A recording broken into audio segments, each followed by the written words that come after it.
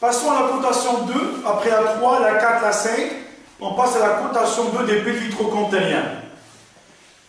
Toujours, on les teste bien sûr sur le composant de rotation latérale, et je vous rappelle que ce sont des muscles qui seront testés sur la rotation externe. On ne s'intéressera pas aux autres composantes, c'est-à-dire les composantes d'abduction, de flexion.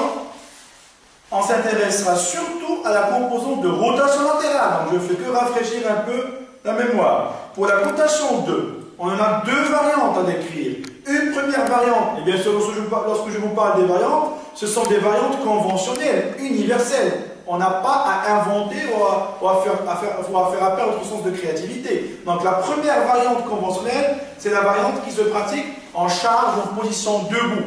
On aura besoin d'une planche à épaisseur assez importante. Si on n'a pas de planche dure, solide, en bois ou en métal, on peut faire appel à un coussin assez épais. Je demande à mon patient de se mettre en appui, entre parenthèses, monopodal unilatéral, en s'équilibrant, en tenant un barreau ou une barre d'espalier ou en se mettant devant un mur pour avoir plus d'équilibre. Le membre à tester, c'est le côté, bien sûr, qui ne repose pas, bien sûr, sur la planche.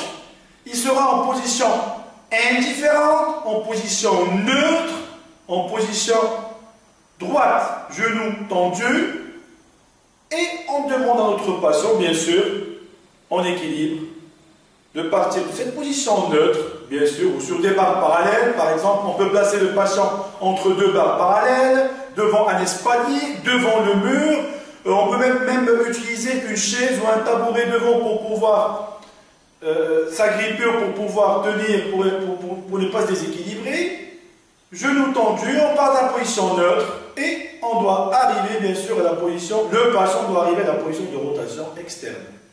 À savoir que le kiné ou l'évaluateur doit se positionner derrière son patient afin de contrôler et prévenir une éventuelle compensation, soit par inclinaison du tronc, par extension de la hanche exagérée ou par surélévation du moignon du côté attesté. Donc le patient doit rester droit, épaule équilibrée, ceinture pelvienne équilibrée, appui sur la planche en bois du côté opposé, démarrage par un genou, sur un genou en extension, hanche et membre inférieur en position indifférente, et on doit faire un balayage, bien sûr, dans le secteur de la rotation externe.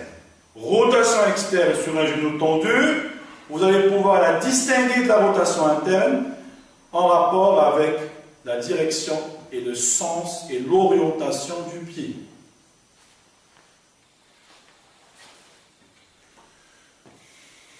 Position neutre, rotation médiale, le pied qui rentre en dedans et la flèche aura tendance à regarder vers le dedans.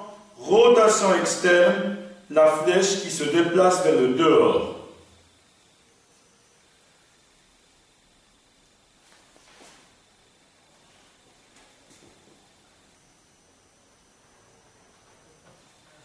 Donc on a essayé de schématiser un tout petit peu en faisant appel à des flèches.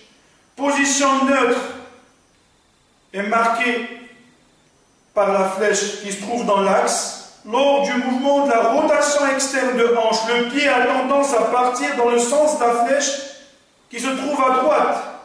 Donc, position neutre, rotation externe. Il faut éviter à ce que la plante du pied se frotte contre le sol. Éviter les contraintes de frottement. D'où l'intérêt de l'utilisation de la planche en bois pour pouvoir gagner en hauteur, en altitude.